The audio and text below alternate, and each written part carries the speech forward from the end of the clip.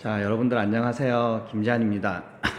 여러분들 이번 시간부터 이제 수능 특강 수업에 들어갈 텐데요. 여러분들이 이제 이 영상을 보고 이 영상에서 본 것을 토대로 문제 잘 풀면 선생님이 세부 능력 및 특기 사항에도 적어주고 할 테니까요. 여러분들 수업 잘 듣고 발표 준비하도록 합시다. 자, 그럼 모두 수능 특강 8쪽을 펴보도록 하죠. 수능 특강 시의 표현과 형식이라는 내용이 나와 있는데요. 어렵지 않은 내용이니까요. 다 같이 한번 쭉 읽어보도록 하죠. 자, 시의 표현, 시적 표현의 개념이 나와 있습니다. 시의 주제나 하자의 정서, 하자의 마음이죠. 심리나 생각을 정상화하는데 일체의 언어적 표현을 가리키고요. 먼저 비유가 있습니다. 비유는 뭐다? 비유는 빗대어 표현하는 걸 비유라고 하는데요. 비유에는 여러 가지가 있는데요. 자, 먼저 직유법이 있을 수 있겠죠. 직유법은 여러분들 다 알 거예요. 마치처럼 같이 듯이 이렇게 비교하는 표지가 있는 걸 직유법이라 그러고요. 은유는 A는 B이다. 그래가지고 우리 원관념과 보조관념이 표식 없이 그대로 연결되는 거. 내 마음은 호수여처럼 이렇게 원관념과 보조관념이 그대로 연결되는 거죠. 직유처럼 이런 마치처럼 같이 드실 표지가 없습니다. 그 다음에 의인법은 사람이 아닌 걸 사람처럼 표현하는 거고요. 한류법은 생명이 없는 걸 생명처럼 표현하는 거죠. 그래서 여러분들이 이 두 개념을 헷갈리기 쉬운데, 속삭였다는 거는 사람과 대화를 나누는 건 사람만이 할 수 있는 거죠. 그래서 이거는 의인법이고요. 그 다음에 한류법은 생명이 없는 걸 생명 있는 걸 표현한다. 김치가 숨을 쉬고 있다. 그런데 이건 의인법은 될 수 없겠죠. 왜냐하면은 숨을 쉬는 건 사람뿐만 아니라 뭐 코끼리, 사자, 돼지 다 숨을 쉴 수 있잖아요. 그래서 생명이 없는 김치가 숨을 쉬고 있다고 표현했기 때문에 한류법은 되지만 의인법은 되지 않습니다. 그 다음에 또 대유법이 있는데요. 대유법은 제유와 한유로 나눕니다. 그래서 제유법은 부분을 가지고 전체를 표현한 걸 우리 제유법이라 그러죠. 빵 대신 자유를 달라. 여기서 빵은 음식을 대표하는 거겠죠. 빵이 단순히 빵을 뜻하는 게 아니라 음식을 대표하는 거겠죠. 그 다음에 한유는 특징을 가지고 어떤 대상을 표현하는 겁니다. 어느새 아버지 머리에도 흰머리가 가득했다. 그럼 흰머리는 여기선 노인, 늙음을 표현하는 거겠죠. 자, 그 다음에 역설법이 있습니다. 역설은 모순된 표현이죠. 항오라고도 슬프다. 항오라는 건 긍정적인 감정이죠. 슬픈 건 부정적 감정이죠.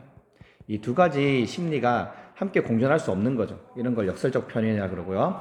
반어는 우리 겉과 속이 다른 거죠. 여러분들 이제 성적표 받았을 때 부모님이 아이고 내 새끼 잘했다 이런 경우 있죠. 이런 거 겉과 속이 다른 반어적 표현이고요. 호응은 유사한 문장 구조를 통해서 대꾸를 이루는 거를 대꾸는 유사한 문장 구조를 통해서 호응을 이루는 걸 대꾸라고 합니다. 반복은 알테고 서리법은 강조를 위해 의문하는 거고요. 영타는 뭐 감탄법. 아, 너는 같구나. 이런 식으로.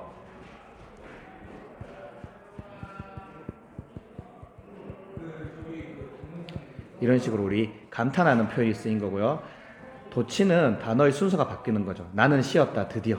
원래라면 드디어 나는 쉬었다 돼야 되겠죠. 그래서 휴식을 강조하기 위해서 이렇게 바꾸는 거고요. 열거는 나열을 하는 거죠. 그 다음에 점층은 뭐 점점 쌓이는 거죠. 점점 커지는 거죠. 뭐 고세고는 수원에서 제일 좋다. 고세고는 경기도에서 제일 좋다. 고세고는 우리나라에서 제일 좋다. 고세고는 세계에서 제일 좋다. 이렇게 점점 쌓이는 거죠. 점점 커지는 거죠. 이런 거 우리 점층법이라 그러고요.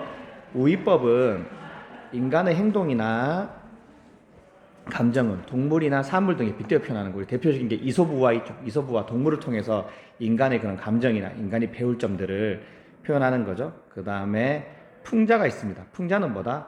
웃는 거죠. 웃는 건데 어떻게 웃는 거? 상대방에 대한 비판적, 비웃음을 띠는 거고요. 여기서 풍자와 항상 같이 나오는 게 있죠. 해악이 있죠. 해악은 상대방에 대한 비판이 아니라 친근한 웃음이죠. 친근한 웃음. 상대방에 대한 긍정적인 시선으로 웃는 거고요. 이거는 상대방에 대해서 비웃는 부정적 시선인 거죠. 그래서 어쨌든 둘 다 공통점은 웃음이 있는 거죠. 그래서 이렇게 글에 웃음이 있는 요소를 우리 다른 말로 골개라 그럽니다. 골개적 요소라 그럽니다. 그래서 어쨌든 웃긴 게 있으면 우리 골개적 요소가 있다 그러죠. 시적 표현의 여러 가지 효과는 각자 한번 읽어보도록 하고요. 그 다음에 뭐 시의 형식과 개념과 특성, 그 다음에 시의 형식의 여러 층위들은 각자 한번 읽어보도록 합시다. 몇 가지만 잠깐 설명하면, 독백은 혼잣말이죠. 혼잣말. 뭐 민요, 시조, 가사는 나중에 또 설명할 순간이 올 거예요. 그 다음에 기승전결은 우리 고전 가사에 많이 쓰는데, 기는 시작, 승은 전개, 전은 우리 뭐 전환이나 반전, 결은 마무리죠.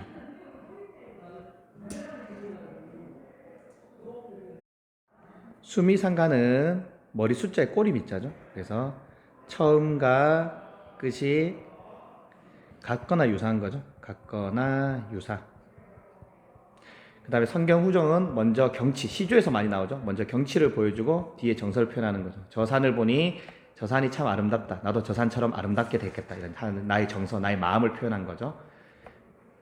뭐 대칭은 서로 저 산은 푸르고 나는 빨갛다. 좀 말이 안 되지만 어쨌든 이런 식으로 서로 약간 대조 이런 걸 이루는 거죠. 그 다음에 아이러니는 반어적 표현을 이루는 역설적인 순간, 역설을 뜻하는 거죠. 역설적 사항을 뜻하는 거죠. 내가 이러지도 못하고 저러지도 못한 사람. 여러분들 소설 영웅 본색 보면은 내가 경찰인데 형이 도둑이에요. 그래서 뭐 좀 둘 다 아이러니한 상황이죠. 내가 경찰이니까 형을 잡아야 되는데 잡으려니 형이어서 이러지도 저러지도 못한 상황. 이런 걸 우리 아이러니 상황, 역설적 상황이라고 하죠. 역설적 상황이라고 합니다. 나머지는 쭉 읽어보면 될 것 같고요. 원경에서 근경은 먼 경치부터 해서 그 다음에 가까운 경치로 간다는 거죠.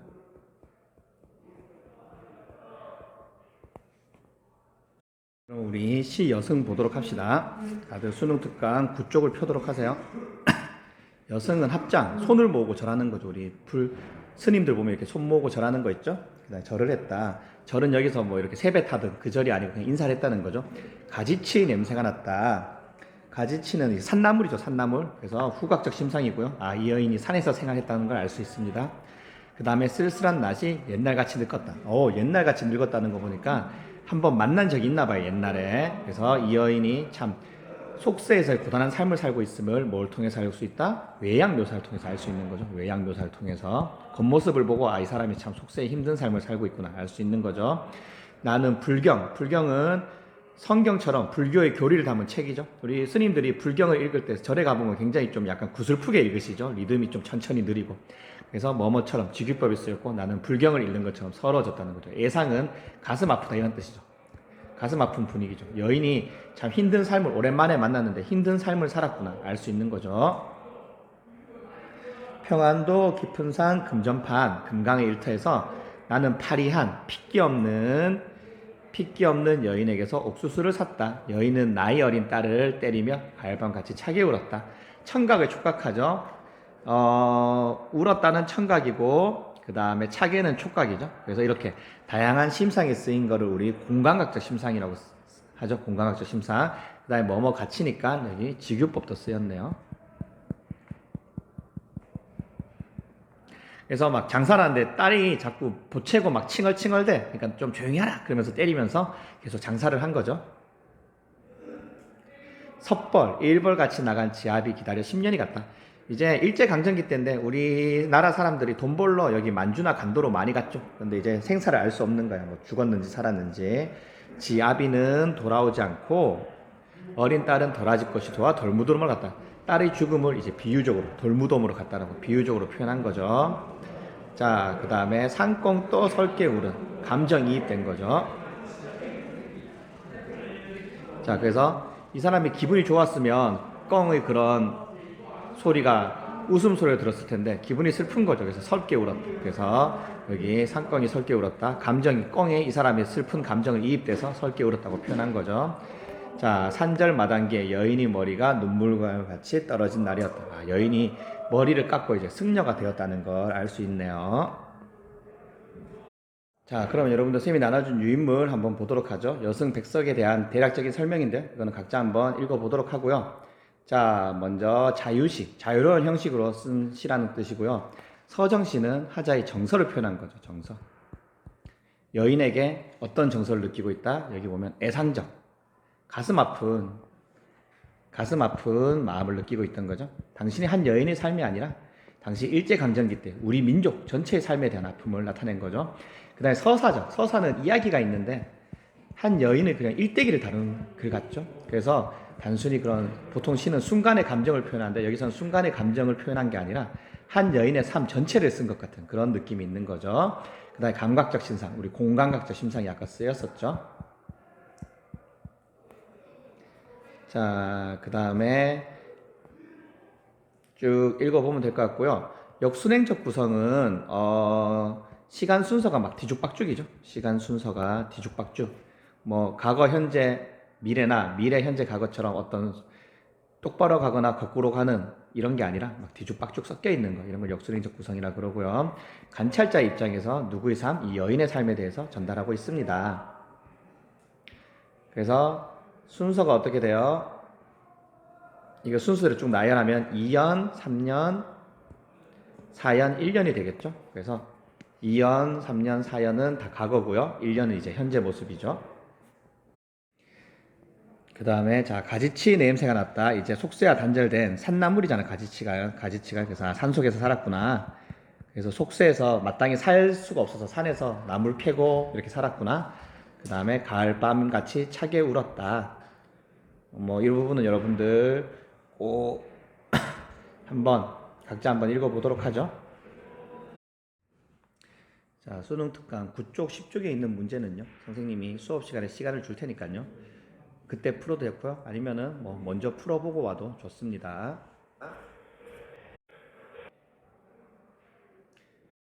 자, 이번 시간에는 시의 내용 보도록 합시다. 다들 수능 특강 11쪽을 펴도록 하죠.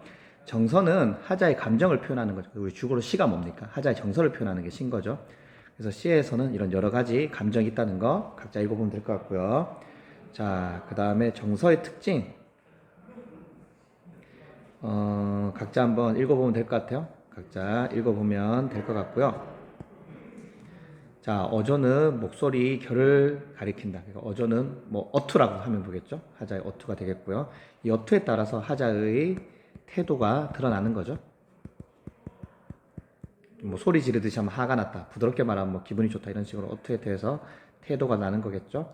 그 다음에 소재는 시의 재료가 되겠죠. 시의 재료가 되겠습니다. 시의 재료. 이 재료가 쌓여서 이제 시의 주제를 형성하는 거죠. 그래서 이런 게 있고,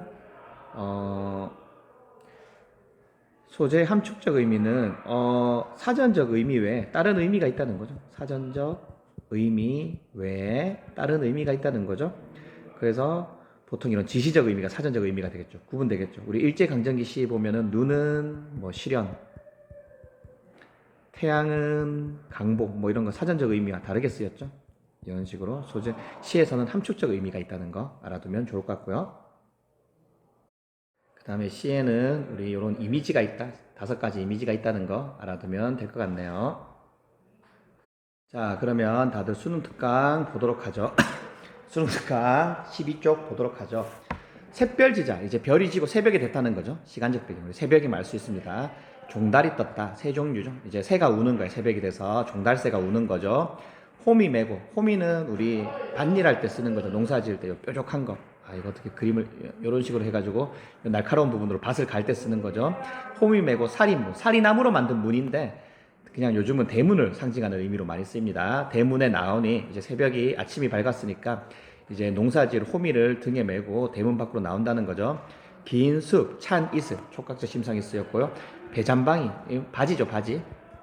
옛날에 농사 지으려면 논이 이렇게 있고 논에 물이 이렇게 차 있었죠. 그래서 벼가 빨리 자라니까요. 그래서 옷이 다 젖는다는 거죠. 아이야, 가상의 청자를 설정한 거죠.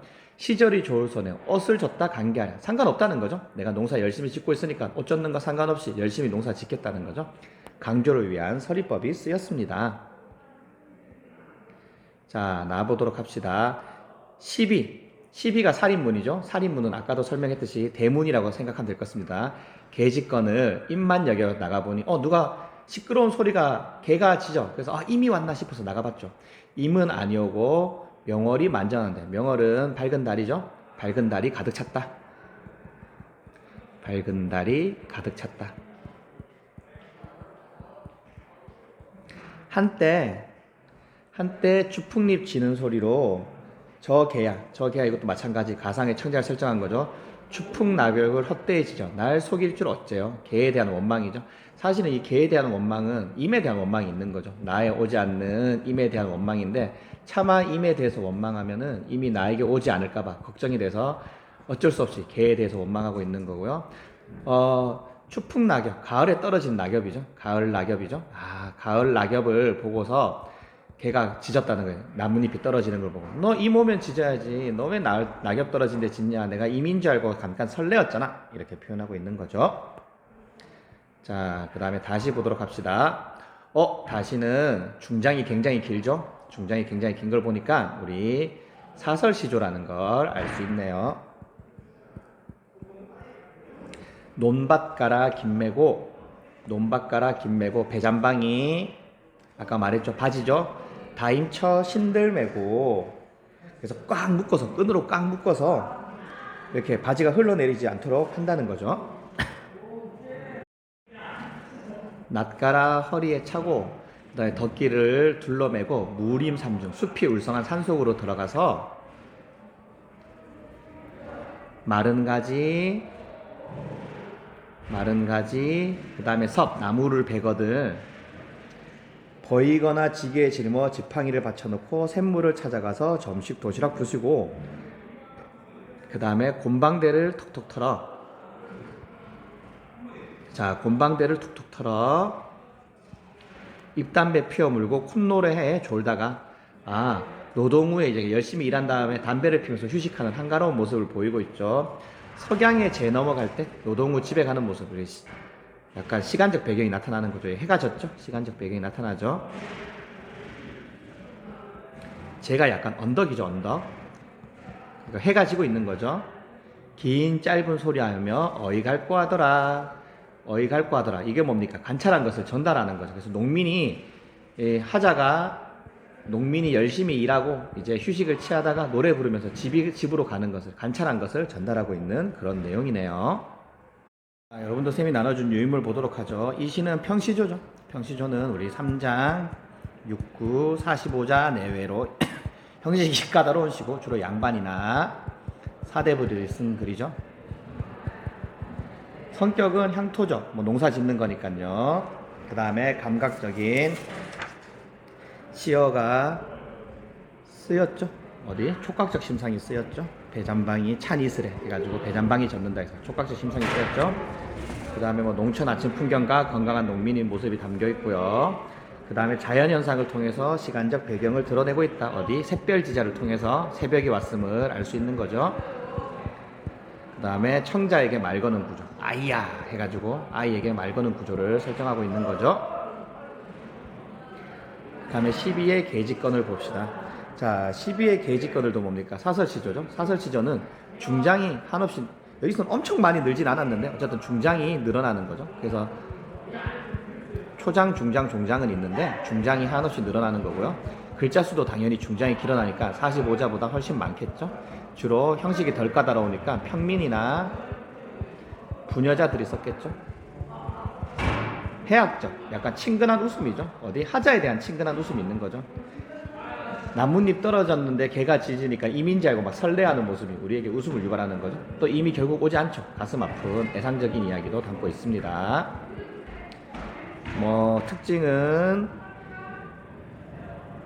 각자 한번 읽어보도록 하고요. 청각적 이미지가 정서를 표현하는 개가 짖는다. 개 짖는 걸 통해서 하자가 약간 임이 오는 줄 알고 설레었다는 거를 알 수 있는 거죠. 자, 그리고 고요한 달밤이 약간 임에 대한 그리움, 슬픈 정서를 더욱더 강화시키는데 갑자기 개가 짖으니까 이 소리가 깨지면서 임이 왔나 하면서 설레임을 더욱더 배가시키는 거죠. 자, 그 다음에 논밭가라 김매고 보도록 하죠. 이것도 마찬가지 사설시조고요. 성격은 전원은 뭡니까? 약간 도시를 떠나서 약간 시골적이다. 도시를 떠난 거죠. 도시가 아니라 약간 시골에 있는 거고요. 한정가는 한가로운 정서. 여기 보면 농사 끝내고 막 담배 피면서 노래 부르고 있죠. 한가로운 정서를 드러낸 겁니다. 자, 그래서 뭐 특징은 농부의 일각. 아침에 일어나서 김 메고 옷 입고 그다음에 이제 산에 가서 나무 베고 숲 베고 이제 좀 담배 피고 졸다가 노래 부르면서 집에 온다는 거죠. 그다음에 아침, 점심, 저녁 시간이 순서로 되어 있고요. 우리 민족의 낙천적 모습이 있고요. 나영이 아니고 이거 잘못됐네요. 나열한 거죠. 이런 농부의 모습을 나열한 거죠. 나열한 거죠. 농부 이런 아침, 점심, 저녁에 어떤 모습을 취는지 쭉 나열하고 열거하고 있는 거죠. 여러분들 그러면 수능 특강 12쪽, 13쪽은 각자 풀어보도록 하고요. 영상 보느라 수고 많았습니다. 우리 수업 시간에 만나도록 해요.